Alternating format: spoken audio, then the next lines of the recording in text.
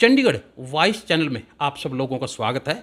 और आज की तीखी बहस में हमारे साथ जुड़ चुके हैं भारतीय जनता पार्टी के बहुत ही तेज तरार प्रवक्ता नेता परवीन अत्री जी, जो ब्राह्मण महासभा हरियाणा के महासचिव भी है।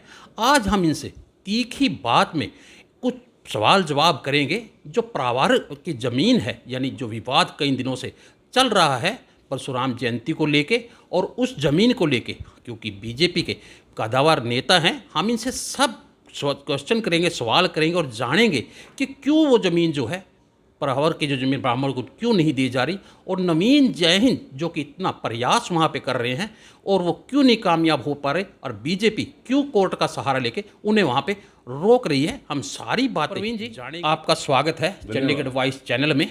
और आज हम ये जानने के लिए आपके पास आए हैं कि कई दिनों से बहुत ही एक मुद्दा हरियाणा में गरमाया हुआ है प्रहावर की ज़मीन को लेके, क्योंकि वहाँ पे नवीन जयहिंद जी ने बड़ी तैयारी कर रखी थी परशुराम जयंती को मनाने को लेके, वहाँ धाम को मनाने के लिए, लेकिन सरकार ने ऐन वक्त पे वहाँ पे रोड़ा अटका दिया। तो क्या कहेंगे इस विषय में आप? देखिए, पहली बात तो ये है जसबीर जी कि पहरावर की ज़मीन कोई मुद्दा इस वक्त नहीं है, क्योंकि जब माननीय मुख्यमंत्री जी ने करनाल के अंदर भगवान परशुराम महाकुंभ में 8 फरवरी को ये घोषणा कर दी थी कि ये ज़मीन गौड़ संस्था को मिलेगी, तो विषय वहीं पे ख़त्म हो गया था। लेकिन कुछ लोग अपने राजनीतिक स्वार्थों की पूर्ति के लिए इसको मुद्दा बनाए रखना चाहते हैं, या यूँ कहिए कि वो लगातार एक भ्रम पैदा करने का प्रयास कर रहे हैं। पहली बात तो ये है जसबीर जी कि भगवान परशुराम का नाम अपने राजनीतिक स्वार्थ की पूर्ति के लिए किसी विषय में घसीटना मुझे लगता है किसी भी तरह से उचित नहीं है। कोई भी व्यक्ति ब्राह्मण समाज का ठेकेदार नहीं हो सकता, ये बात भी सबको समझ लेनी चाहिए। भगवान परशुराम जयंती का विषय जिसकी आप चर्चा कर रहे हैं, पूरे हरियाणा प्रदेश के अंदर ब्राह्मण समाज ने, अलग अलग संस्थाओं ने भगवान परशुराम जयंती को मनाया। हमारी संस्था ने अंबाला के अंदर भगवान परशुराम जयंती को मनाया। हमारी संस्था नारायणगढ़ के पास भगवान परशुराम का मंदिर बनाने जा रही है। 24 जून को हमारा विचार है कि हम वहाँ भगवान परशुराम की मूर्ति की स्थापना करेंगे। तो ब्राह्मण समाज अपने स्तर पे पूरे प्रदेश के अंदर भगवान परशुराम जयंती को मना रहा है, मना चुका है। लेकिन जिस तरह से कुछ लोग भगवान परशुराम के नाम को घसीट रहे हैं और राजनीतिक स्वार्थों की पूर्ति के लिए, वो किसी भी तरह से उचित नहीं है।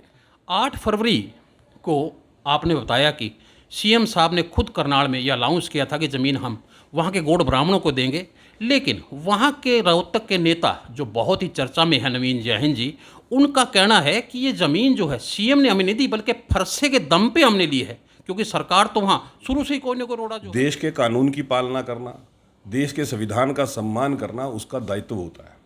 अगर कोई व्यक्ति कानून को धत्ता बता के, संविधान का पालन ना करके कोई बात करने या कहने का प्रयास करता है, मुझे लगता है वो भी उचित नहीं है।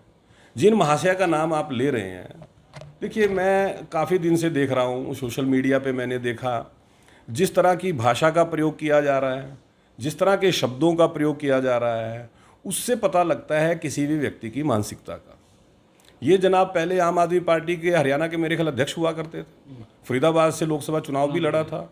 क्या स्थिति रही, जनता ने क्या मैंडेट दिया? दूसरी बात, ठीक है, आपके राजनीतिक इच्छाएं होती हैं, आपके राजनीतिक एम्बिशंस होते हैं, लेकिन उन राजनीतिक एम्बिशंस को पूरा करने के लिए आप अगर भगवान के नाम को, भगवान परशुराम के नाम को बार बार बीच में लेके आएंगे, भगवान परशुराम के नाम का उपयोग करने का प्रयास करेंगे, मुझे लगता है उससे तो ब्राह्मण समाज भी नाराज। ऐसा नहीं है। अभी हाल ही में देखा होगा कि जाटों ने भी एक बहुत बड़ा आयोजन जो है धनौरी के अंदर धन्ना जट को लेके मनाया था। सिख भी कहीं ना कहीं अपने धर्म का प्रचार करते हैं, तो मैं भी बुरा नहीं मानता कि अगर कोई अपने देवता या अपने गॉड की जयंती मनाता है तो उसे कानून ये तौर पर रोकना या सरकार के प्रेशर में से रोकना, तो मैं तो उसे गलत मानता हूँ। तो आप इसे गलत मैंने ये नहीं कहा, सबको भगवान अपने महापुरुषों के जन्मदिन को मनाना चाहिए, और 36 बिरादरी को महापुरुषों की जो जन्मदिन है उसको मनाना चाहिए। 36 बिरादरी को महापुरुषों को याद करना चाहिए। सभी लोगों को महापुरुषों की जो सीख है, जो शिक्षाएं हैं, उसकी पालना करनी चाहिए। मैं जो कहना चाह रहा हूं जसबीर जी, उसको समझें।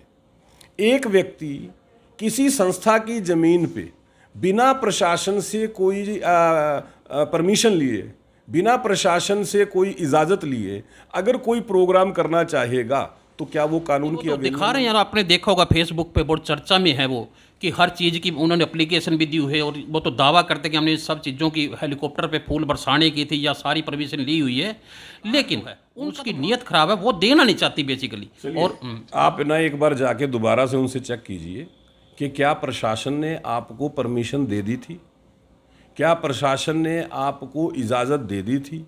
अगर प्रशासन ने इजाज़त दे दी थी, परमिशन दे दी थी, तो प्रशासन फिर क्यों एतराज़ कर रहा है? आप विषय को समझने का ये प्रयास सरकार का प्रेशर नहीं नहीं नहीं नहीं नहीं। एक होता है आपने प्रशासन को एक एप्लीकेशन दी, आपने इजाज़त मांगी, लेकिन प्रशासन ने कारण बताते हुए आपको इजाज़त नहीं दी, लेकिन आप जनता के बीच में आके अपनी उस एप्लीकेशन को दिखा के देखिए मैंने तो एप्लीकेशन दी थी, देखिए मैंने तो इजाज़त मांगी थी, लेकिन आपको इजाज़त तो नहीं मिली, पहला विषय। दूसरा विषय, अगर आपके पास इजाज़त थी, आपके पास परमिशन थी, जब मामला कोर्ट में गया तो आपको ये बात मान के चलनी चाहिए कि कानून का सम्मान करते हुए आप अपने तथ्यों को प्रशासन ने इंटेंशली रोक दिया भगवान परशुराम की जयंती मनाने से, इस विषय को इस तरह से बनाने का प्रयास हो रहा है। पूरे प्रदेश में भी तो भगवान परशुराम की जयंती में नहीं है, कहीं पे तो नहीं प्रशासन ने रोका। प्रशासन ने बाकायदा इजाज़त दी, जहां जरूरत पड़ी वहां पे पुलिस सुरक्षा भी दी गई, जहां पे संख्या बहुत ज़्यादा थी वहां प्रशासन ने सहयोग दिया। एक और सामने विषय इसमें आया है कि नवीन जयहिंद जी सीएम को ही क्यों टारगेट कर रहे हैं, उप मुख्यमंत्री भी हैं, बाकी नेता भी हैं, वो उनका जिक्र बहुत कम करती हैं। ये समझ तो हमारी बाहर है, समझ में नहीं आया कि वो सीएम के प्रति ही इतना जहर जो ब्राह्मण है, वो ब्राह्मण बड़े जागरूक होते हैं, आप भी जानते हैं। चाणक्य ने कहा था कि अगर आप अपने आप को प्रसिद्ध करना चाहते हो तो जो सबसे बड़ा व्यक्ति है, जो सबसे ताकतवर व्यक्ति है, सीधा उससे मत्था लगा लो। तो नवीन जयहिंद तो चाणक्य की इस कहावत को पूरा करने का प्रयास कर रहे हैं। नवीन जयहिंद लगातार मुख्यमंत्री महोदय के ऊपर जो टारगेट करते हैं, मैं आपको दो बातें मैं आपसे जानना चाहता हूँ। एक, मुख्यमंत्री, ब्राह्मण समाज एक मांग रखता है कि करनाल के अंदर एक चौक का नाम किसी ब्राह्मण महापुरुष पे रखा जाए, मुख्यमंत्री तुरंत मान लेता है। ब्राह्मण समाज ये कहता है कि कैथल में जो कॉलेज बन रहा है उसका नाम भगवान परशुराम के नाम पे रखा जाए, मुख्यमंत्री तुरंत मान लेते हैं। ब्राह्मण समाज के यश मिले, ब्राह्मण समाज का सम्मान करते हुए डाक टिकट भगवान परशुराम के नाम से जारी हो, मुख्यमंत्री इस बात को मान लेता है।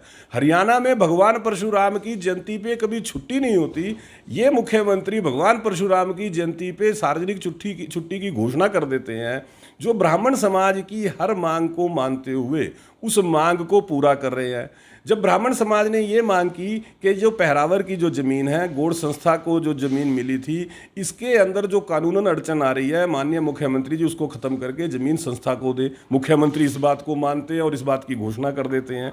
तो जो मुख्यमंत्री लगातार ब्राह्मण समाज की हर मांग को मानते हुए उसको पूरा कर रहे हैं, उस मुख्यमंत्री को नवीन जयहिंद नाम का एक व्यक्ति इसलिए टारगेट करना शुरू कर देता है, या यूं कहिए कि वो अपने राजनीतिक हितों की पूर्ति के लिए उस मुख्यमंत्री की इमेज को नकारात्मक बनाने का प्रयास करना शुरू कर देता है। क्या हमें नहीं लगता कि इसके ऊपर भी सवाल पूछने की जरूरत है? 21 मई को कोर्ट की पाबंदी के बावजूद 21 मई को फिर उन्होंने डेट दी है, और इसके लिए इश्तिहार भी बाकायदा छपा दिए गए हैं, इन्विटेशन भी दिया जा रहा है।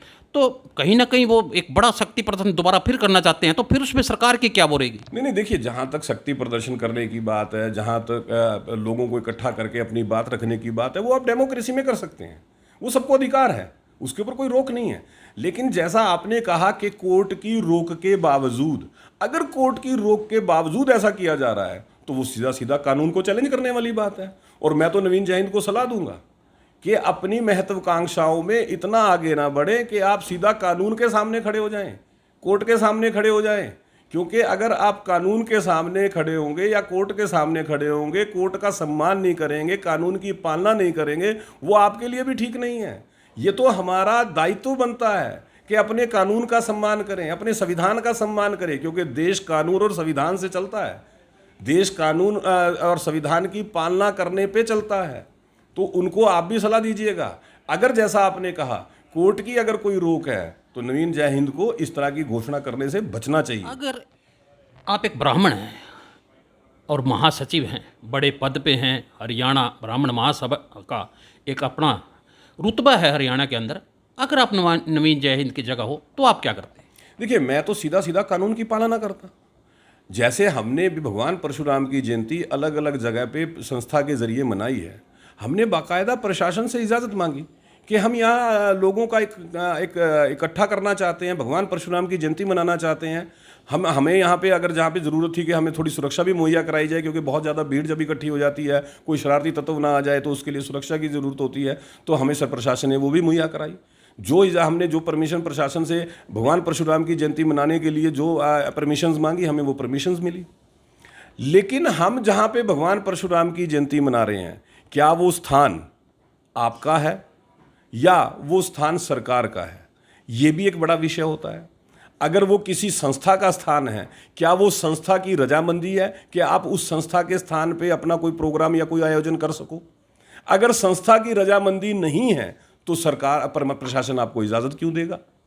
अगर वो स्थान कोई ऐसा है जहाँ पे बहुत ज़्यादा भीड़ इकट्ठा करने से कानून व्यवस्था की समस्या पैदा हो सकती है, या आम जनमानस को आवाजाही की समस्या पैदा हो सकती है, ट्रैफिक प्रॉब्लम पैदा हो सकती है, वहाँ पे भी प्रशासन आपको परमिशन नहीं देता, वो दूसरी जगह आपको चुनने की कहता है कि आप फला जगह पे कर लीजिए, क्योंकि यहाँ पे तो ट्रैफिक प्रॉब्लम हो जाएगी, बहुत ज़्यादा भीड़ इकट्ठा होने से आवाजाही की समस्या हो जाएगी। तो ये सब देखना भी तो प्रशासन की जिम्मेवारी होती है, और कानून का पालन करना आपकी जिम्मेवारी है। तो ये थे हमारे साथ भारतीय जनता पार्टी के प्रवक्ता और हरियाणा ब्राह्मण सभा के महासचिव प्रवीण अत्री जी।